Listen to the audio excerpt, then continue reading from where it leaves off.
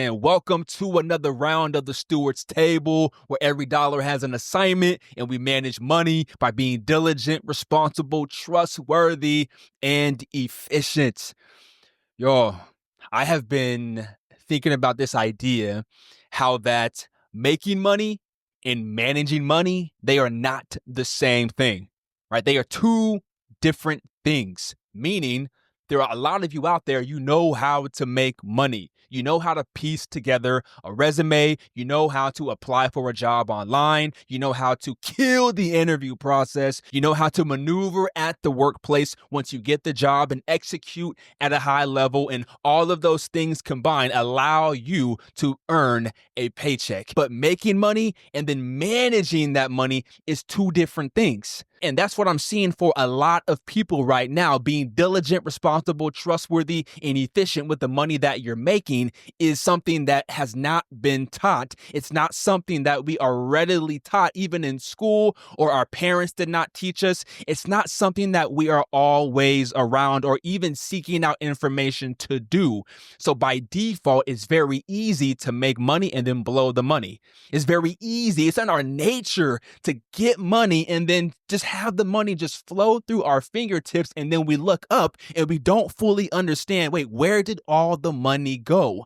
And so I'm bringing this up because I found this excerpt online and I want to just read it, dissect it, break it down to see if it resonates with you whatsoever.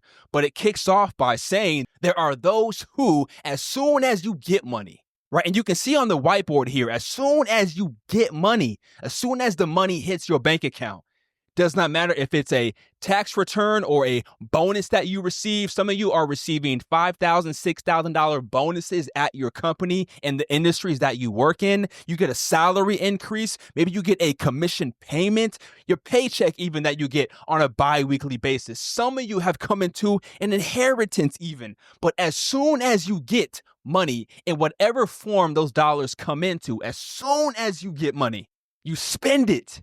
You spend it for dainties to eat or for needless adornments of dress.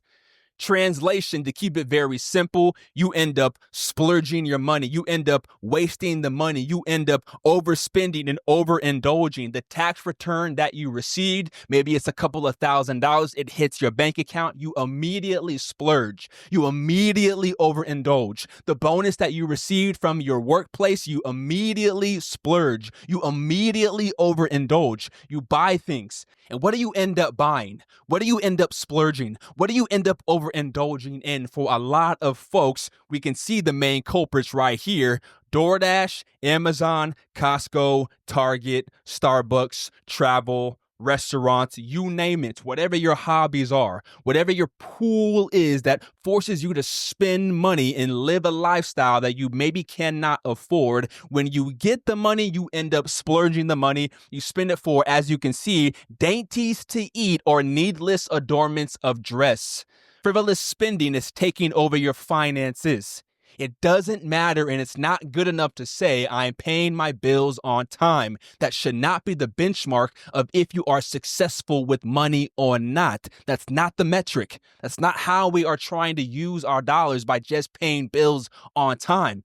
That should be a basic minimum requirement when it comes to us having money. But for a lot of us, we don't want to be average and we don't want to just do the basics. We understand by doing the bare minimum, even if you do just the bare minimum at your job, or if you are an entrepreneur, if you just do the bare minimum in your business, how do we plan to grow and excel and elevate? The same is true for your personal finances. Having your bills paid, that's the bare minimum. We have to do better. We have to be stewards, diligent, responsible, trustworthy, and efficient with our money. And we do not get there by splurging our money, by being wasteful, by overindulging, or by overspending our dollars on a consistent basis. The quote goes on and it says, "And when the supply of money becomes reduced, when the tax return, the bonus, the salary increase, the commission pay, the paycheck, or the inheritance, when the supply of money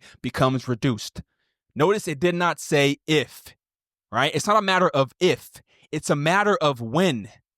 When you overindulge and when you overspend, it's only a matter of time before the money that you have dwindles down to nothing. It dwindles down to zero. Or better yet, what we can say, you end up facing, let me erase this. You end up with something like this. $143 negative in your checking account. We call that, in simple banking terms, overdraft, right? You have spent more money than available in your account, and now you are in the negative. You have splurged, you have wasted, you have overindulged, and you have overspent your dollars, and now you are at a negative balance. When the supply of money becomes reduced, you feel the need of that which you've wasted. When you spent more money and now your account is at zero and you're waiting for the next paycheck to drop. You only have $40 and you get paid next Friday. You have 6 days to go until you get paid again. And you only have a minimal amount of money in your bank account and very minimal in savings. How do you get by? The tax return, again, the bonus, the salary increase, the commission payment, the paycheck, the inheritance. When you've splurged and wasted those dollars, you feel the need of that which you've wasted. And then there comes emotions of regret happens, or anxiety happens, or stress happens, right? You end up panicking because there's not enough money in there. You end up, some of you, I'm not gonna spell the whole word out, but there's embarrassment that happens. There is shame that happens. When you end up living like this, when you feel the need of that which you've wasted, now you're looking in the mirror and you're looking at self, and now you're having to reflect on the decisions that you've made. The quote continues and it says, if you have an abundant income, you use every dollar of it. Meaning what? I hear some people say that make around, let's just call it 10K or 15K every single month. We have households. We have dual income households. Husband and wives both work and they bring in combined roughly $15,000 every single month. There are those of you out here who speak these words. You think to yourself that you can, I'm going to spell it slow, you can out earn your stupidity. All right, I'll put that in quotes. I know I have chicken scratch, but I'm going quickly here. There's some of you that think you can out-earn your stupidity because you think to self, well, I'm going to make $15,000 again next month and the month after that. So if I use a little bit of my money recklessly, if I splurge, if I waste, if I overindulge, if I overspend this month, we can make it up next month. But that does not make any sense because when it comes to building wealth, when it comes to being proficient with your dollars, when it comes to hitting a goal, what do we all know? Consistency is key because consistency allows momentum to be built. And it's the momentum over time that ultimately catapults you into a completely different existence, whatever your goals may be. So for some of you, even though you're making large amounts of money every single month, you're not building momentum in your finances because every single month you're starting from square one. Every single month you're starting from zero. Every single month you're starting from a fresh starting point because you're wasting the dollars. There's no traction being built. So if you have an abundant income, you use every dollar of it. Every single cent is being spent and the money is not being used efficiently for your growth. That's a problem. However, if you have a small income, because not everyone has a large income that they make, and that's okay. But if you have a small income, it's not sufficient for the habits of extravagance that you've acquired. The lifestyles that you see on social media, the lifestyles that you see your peers living, the lifestyles that you see on movies, that's the existence that you crave. And so by any means necessary, you're going to find ways to live it, even if you cannot afford it. The quote goes on to say, and so you borrow to supply the demand. You borrow. What? You borrow to supply the demand.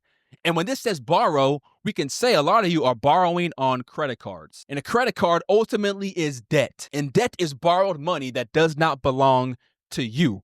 So you're using somebody else's money at a premium interest rate. And to add insult to injury here, you don't pay what you borrowed off in full, by the statement balance. So now you end up paying 19%, 20%, 25%, 35% in interest, and that compounds over time. And now you found yourself, it's not uncommon for people to find themselves in $20,000, $30,000 of borrowed money that they cannot pay back. And now they feel stressed. And the reason why you borrowed money in the first place was because you've built a habit of extravagance. Is it worth it?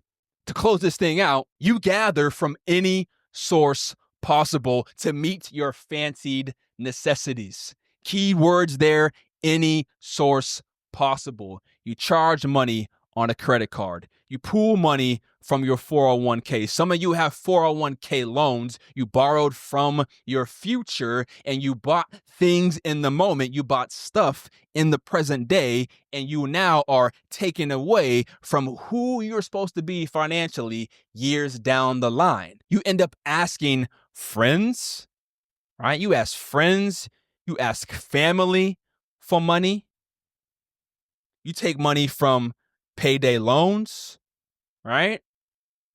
Check cashing places, all these areas you gather from any source possible to meet your fancied necessities. You live a lifestyle that you cannot afford, and you use borrowed money that does not belong to you, and the money isn't being paid back in full. And so now we're living a lifestyle that is way beyond our means. And again, to close this thing out, we are looking at ourselves in the mirror and we're stressed. We're living a facade. We want to impress everybody else. We want to live in the nice home so when friends and family come by, we can seem as though we're living one way. We can seem as though we have a lifestyle of opulence and luxury. But again, in the quiet of the night, when it's just you and your spouse, let's say, you guys both know what exactly is going on. You know the financial turmoil that you are in. You know the stress internally that you feel. Because if there's one thing that we understand about money stress, it affects every single area of our lives. It affects how we show up at work. It affects how we show up in our personal lives. It affects our creativity. It affects our emotional state. It affects how we even potentially show up for our children. It has a ripple effect over our lives. So what I'm saying here, with all this being said, if you want to do something different, but you aren't sure how to pivot, if you don't know where to start when it comes to making change in your financial household, then maybe reach out to a coach. That's what I do. I'm a financial coach. I transform people like yourself into excellent stewards of money. Visit the website that you see right here. Check it out. See if there's something that you can find of value in which I offer. Have a free consultation. We can have a conversation to see exactly what's going on and to see if we can get you out of the jam that you're in so you can start experiencing a different life when it comes to money.